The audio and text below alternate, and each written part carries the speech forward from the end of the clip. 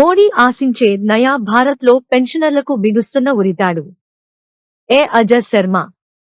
మార్చి 25న కేంద్ర ప్రభుత్వ ఉద్యోగుల పెన్షన్ రూల్స్ కు అతి ప్రమాదకరమైన, తీవ్ర నష్టదాయకమైన సవరణలను లోక్ సభలో ఆర్థిక బిల్లులో భాగంగా ప్రవేశపెట్టి పాస్ చేయించుకుంది. సిసిఎస్ పెన్షన్ నిబంధనలు. భారతదేశ కన్సాలిడేటెడ్ ఫండ్ నుండి పెన్షన్ బాధ్యతలపై ఖర్చు కోసం సిసిఎస్ పెన్షన్ నియమాలు, సూత్రాల ధృవీకరణ అనే చట్టాన్ని లోక్సభ ఆమోదించింది. ఇప్పుడు అది రాజ్యసభకు వెళ్లనుంది. ఇప్పటివరకు పే కమిషన్ల సిఫార్సులన్నీ పెన్షనర్లకు ఒకే విధంగా వర్తించబడ్డాయి. కానీ మొదటిసారిగా మోడీ ప్రభుత్వం పెన్షనర్లలో వివక్ష చూపడానికి చట్టం ద్వారా ఏకపక్ష అధికారాలను తీసుకుంది. ఇది తిరోగమన దశ.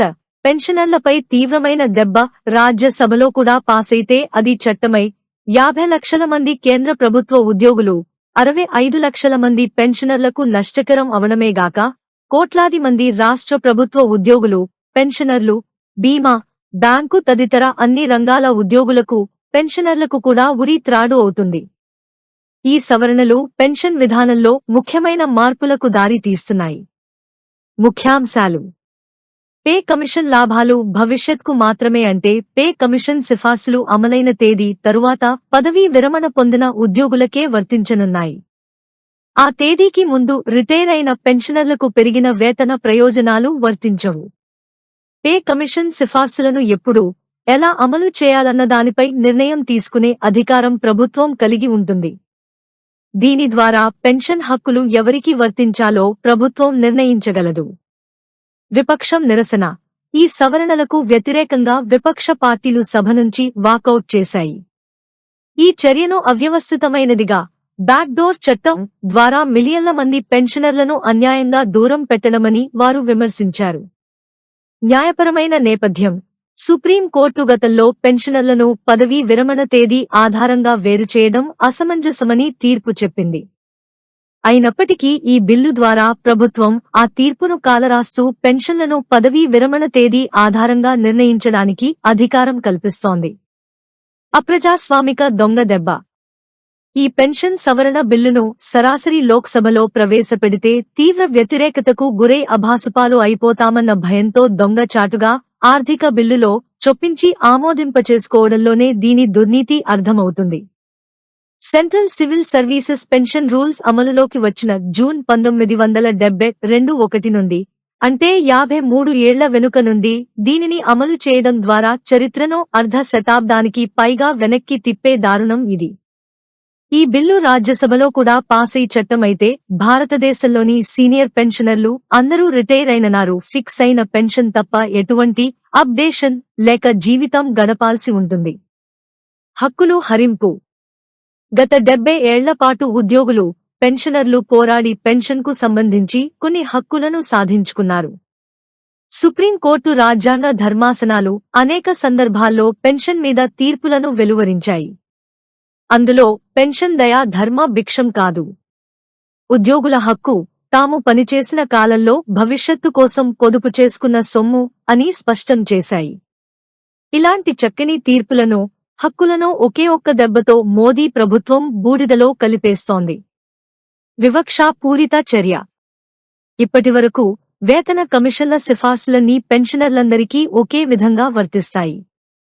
కాని మొదటిసారిగా మోదీ ప్రభుత్వం ఈ చట్టం ద్వారా ఏకపక్ష అధికారాలను చేపట్టింది.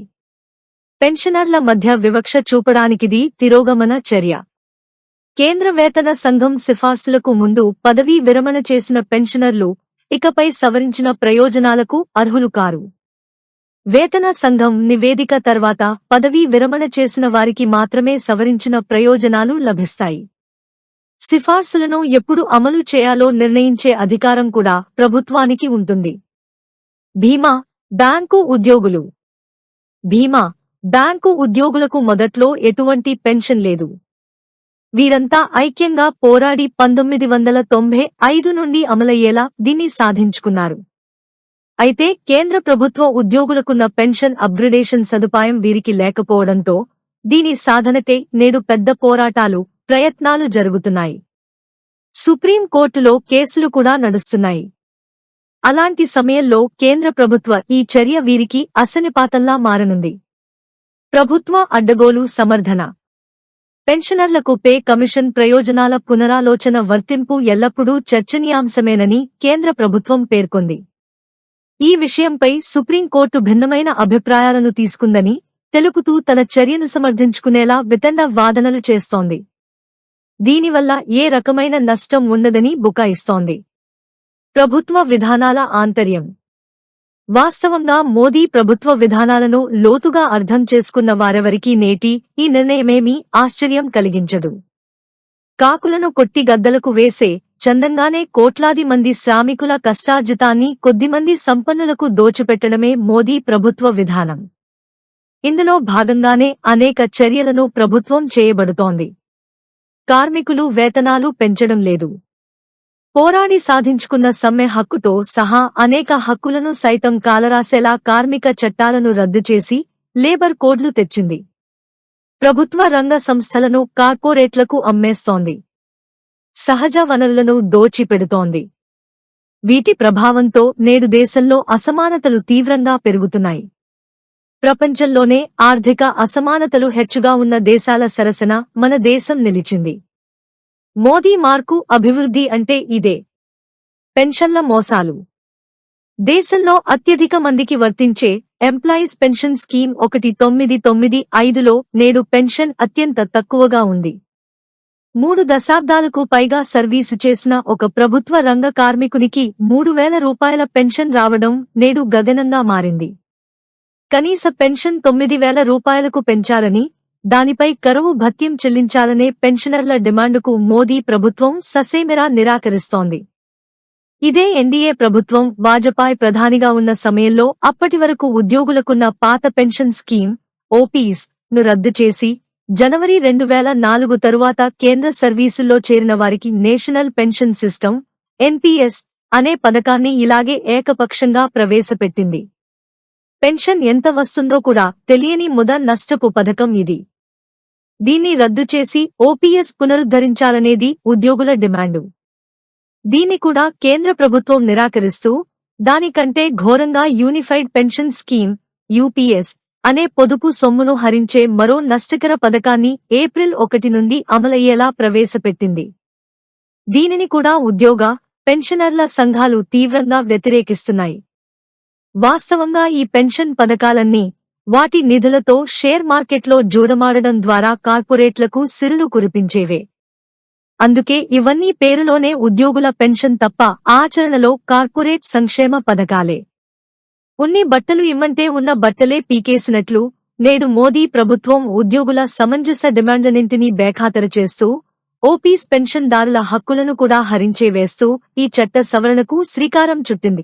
ఇది ఏ రకంగానూ సమర్థనీయం కాదు. ఆ దారిలోనే వివిధ రాష్ట్ర ప్రభుత్వాలు కూడా పయనిస్తాయన్నల్లో సందేహం లేదు. ఒకవేళ అవి చేయకపోయినా వాటితో ఆ పని చేయించే కళ కూడా మోదీ ప్రభుత్వం వద్ద ఎలాగూ ఉండనే ఉంది. అందువల్ల మోదీ ప్రభుత్వ ఈ చట్టం దేశంలోని పెన్షన్దారులందరికీ ఉరితాడే అనడంలో సందేహం లేదు. ఉద్యోగులు, పెన్షనర్లందరూ సమైక్యంగా ఉద్యమించి ఓపీఎస్ సాధన, ఇటువంటి తిరోగమన చర్యలను తిప్పికొట్టడమే ఏకైక మార్గం. అదే సందర్భంలో ఇటువంటి పచ్చి ఉద్యోగ వ్యతిరేక ప్రభుత్వ కపటత్వాన్ని కూడా చైతన్యంతో ఎదుర్కోవడమే పరిష్కారం. ఏ అజయ్ శర్మ, ప్రధాన కార్యదర్శి, ఉత్తరాంధ్ర అభివృద్ధి వేదిక.